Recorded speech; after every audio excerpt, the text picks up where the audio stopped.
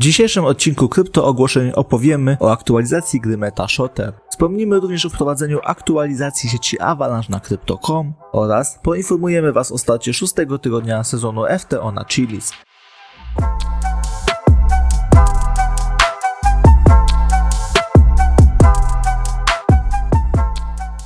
Witam Was serdecznie na kanale Krypto Ogłoszeń, przed nami kolejna dawka informacji. Jeżeli uznacie materiał za wartościowy, zachęcamy do lajka, subskrypcji i komentarza. Tylko jeszcze przypomnę, że nie znajdziecie tutaj porad inwestycyjnych, pod takie należy udać się do specjalisty. My tylko wyrażamy nasze subiektywne zdanie, tak więc nie przedłużając, zaczynajmy. MetaShotter informuje o wprowadzeniu ważnej aktualizacji. Zapowiadana aktualizacja zostanie wprowadzona w najbliższy piątek. W aktualizacji pojawi się implementacja UE5, ulepszona zostanie cała rozgrywka oraz dodana będzie nowa zawartość. Przy okazji tego posta zorganizowany zostanie giveaway, w którym MetaShotter rozda $50 5 wybranym osobom. Aby wziąć udział w tym konkursie wystarczy polubić post, podać go dalej, obserwować profil MetaShotter na Twitterze oraz oznaczyć 2 znajomych w komentarzu. Konkurs potrwa do 20 października. Token Pocket Network zostanie dodany na giełdę KuCoin 19 października o godzinie 11 czasu polskiego. Depozyty zostały już otwarte, handel tokenami POCT będzie dostępny w parze do USDT. Crypto.com zapowiada wprowadzenie aktualizacji sieci Avalanche. Aktualizacja odbędzie się dzisiaj około godziny 18 czasu polskiego. Należy pamiętać, że dokładna data i godzina wprowadzenia aktualizacji mogą ulec zmianie ze względu na zmienne czasy blokowania. Płaty i wypłaty na sieci Avalanche zostaną tymczasowo zawieszone w aplikacji na giełdzie Crypto.com już o godzinie 17 czasu polskiego. Oczywiście blokada wpłat i wypłat nie wpłynie na możliwość handlu na giełdzie. CoinLedger informuje, że integracja z Avalanche, która ma na celu umożliwienie automatycznego raportowania podatków, jest już dostępna. Wystarczy, że użytkownik poda swój adres publiczny i pozwoli CoinLedger zaimportować wszystkie transakcje w celu obliczenia zysków, strat i dochodów. Binance zauważa, że monitorowanie wolumenu aktywów może być przydatne w potwierdzaniu trendów, identyfikowaniu potencjalnych punktów odwrócenia i wielu innych strategiach. VWAP jest wskaźnikiem handlowym, który analizuje się wspólnie z ceną akcji. Więcej o VWAP przeczytacie w kolejnym artykule na academy.binance.com. Seria Learn and Earn wraca na Binance. Wszyscy zweryfikowani użytkownicy mogą rozpocząć czytanie materiałów edukacyjnych, aby zdobywać darmowe kryptowaluty, wypełniając quizy. Quizy w ramach Learn and Earn zostaną otwarte już jutro. Sandbox zjawi się na wydarzeniu Megamix, które odbędzie się w dniach 19-22 października w Montrealu. Na tym wydarzeniu Sandbox zaprezentuje nowe funkcje w Game Maker oraz podzieli się innymi, równie ekscytującymi wiadomościami. Na platformie Nexo pojawiły się 2 nowe pary. Dostępne pary to Bitcoin do funta oraz Ethereum do funta. Kraken prosi o uwagę fanów sportu. Wpis na Twitterze tej giełdy został poświęcony projektowi Chiliz. Chiliz wykorzystuje technologię blockchain, aby umożliwić nowy rodzaj bezpośredniego zaangażowania fanów i ich ulubionych drużyn sportowych. Aby dowiedzieć się więcej o projekcie Chiliz, zachęcamy do sprawdzenia krótkiego artykułu poświęconemu temu projektowi. Link do artykułu zostawiamy standardowo w opisie filmu. Dodatkowo przypominamy o 10. odcinku serii Crypto Rentgen, w którym specjalnie dla Was prześwietliliśmy projekt Chiliz oraz poruszyliśmy wątek wzrostu ceny tego tokena w związku ze zbliżającym się mundialem. Link do naszego materiału również zostawiamy w opisie filmu. Zostając jeszcze w temacie projektu Chiliz, to nadszedł właśnie 6. tydzień sezonu FTO. Chiliz zachęca do przygotowania tokenów Chiliz na zakupy tokenów fanowskich, które zostaną dodane w najbliższym czasie. Wczoraj został dodany token fanowski Realu Sociedad, dzisiaj zostanie dodany token #United, a we wtorek pojawi się token drużyny piłkarskiej Sevilla. Zakup każdego z tych tokenów jest możliwy przez 24 godziny. Możliwość zakupu otwiera się o godzinie 15 czasu polskiego. Więcej informacji o przeprowadzonej sprzedaży znajdziecie na stronie Chiliz oraz w aplikacji socios.com. Secret Network podsumowuje 3. kwartał funkcjonowania planu Secret Agency. Secret Network w sierpniu dokonało zmian w programie Secret Agency. Zespół wspomnianego projektu skupił się na wprowadzeniu nowych agentów, treści edukacyjnych oraz rozszerzeniu zasięgu globalnego. Zachęcamy do zapoznania się ze wpisem, który pojawił się na blogu Secret Network. We wspomnianym wpisie został podsumowany 3. kwartał tego roku oraz poruszony został również wątek dotyczący przyszłych wydarzeń związanych z Secret Network.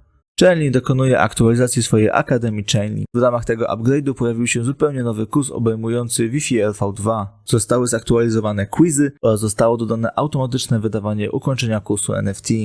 Sweet Wallet osiągnął imponujący wynik, a mianowicie ten portfel kryptowalutowy zgromadził 3,5 miliona aktywnych użytkowników w pierwszym miesiącu swojego działania. Jest to naprawdę niesamowita liczba użytkowników. Sweet Wallet dziękuję wszystkim za wsparcie. Oczywiście wspomniany projekt nadal ma zamiar rozwijać swój produkt, dodawać nowe narzędzia i funkcje, aby przekonać kolejnych użytkowników do dołączenia do Sweet Wallet. Keplr Wallet obecnie pracuje nad dużym uaktualnieniem, które ma na celu ulepszenie helpdeska Keplr. Keplr Wallet prosi swoich użytkowników o przesłanie opinii i wskazanie funkcji, opcji, które miałyby zostać dodane do helpdeska Keplr 2.0. Sui Media ogłasza giveaway o wartości $200 dla 2 zwycięzców. Konkurs jest organizowany we współpracy Sui Media z Wave Wallet. Aby wziąć udział w konkursie należy obserwować profil Sui Media oraz Wave Wallet na Twitterze. Standardowo polubić wpis, podać go dalej oraz oznaczyć 3 znajomych. Należy pobrać tokeny z Faucet Wave Wallet oraz podać swój adres na Discordzie Wave Wallet. Hashpot składa gratulacje dla HeliSwapDex za osiągnięcie 5 milionów TVL w ciągu zaledwie 5 dni. Hashpot jest niezwykle zadowolony z możliwości obserwowania tak niesamowitego wsparcia dla DeFi na sieci Hedera. UCL CBT ogłasza, że Lemon Bird, założyciel i główny naukowiec Hedera Hashgraph, wygłosi przemówienie na grudniowej konferencji P2P Financial Systems. Boba Network jako złoty sponsor Encode Club Lierhack zaprasza wszystkich do przyłączenia się do tego wydarzenia. Boba Network zachęca swoją społeczność również do sprawdzenia dokumentacji swojego projektu oraz stworzenia unikalnych aplikacji oraz narzędzi z wykorzystaniem Hybrid Computer.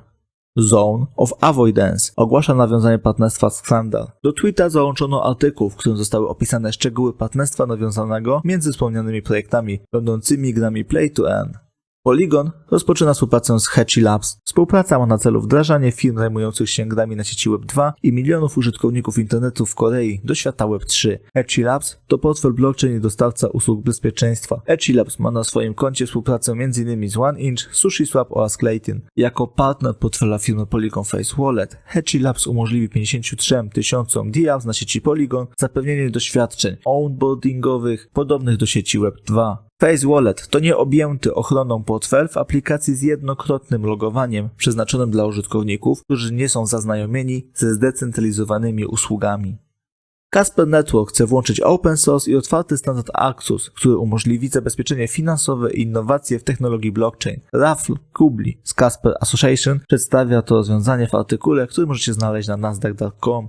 Marketplace Binance NFT uruchamia ekskluzywną kolekcję NFT wspierającą dziedzictwo kulturowe Ukrainy. Kolekcja NFT została stworzona przez Charkowskie Muzeum Sztuki, jedną z najstarszych i najcenniejszych kolekcji sztuki muzealnej na Ukrainie.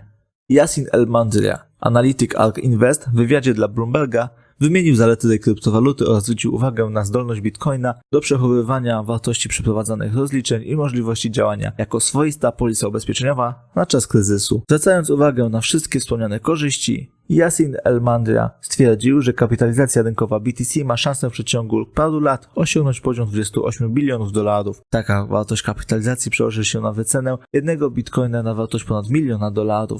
Urzędnicy południowo-koreańscy rozważają możliwość wprowadzenia systemu tożsamości cyfrowej opartego na blockchainie. Wspomniany system miałby zostać wykorzystany w procesach rządowych i finansowych. Cyfrowe identyfikatory w połączeniu ze smartfonami umożliwiają łatwe użycie w wielu branżach. Cyfrowe identyfikatory pozwoliłyby mieszkańcom Korei Południowej wykorzystać swoje smartfony do wielu działań, w tym procesów rządowych i finansowych. Wang Seogwon, ekonomista w Południowo-Koreańskim Instytucie Polityki, Nauki i Technologii, stwierdził, że cyfrowe ID mogą przynieść ogromne korzyści ekonomiczne w finansach, opiece zdrowotnej, podatkach, transporcie i innych obszarach. Opracowywane rozwiązanie może szybko zostać przyjęte przez populację koreańską. Jednak istnieje konieczność oceny ryzyka technologicznego i upewnienie się, że wszelkie niebezpieczeństwa nie przeważą korzyści.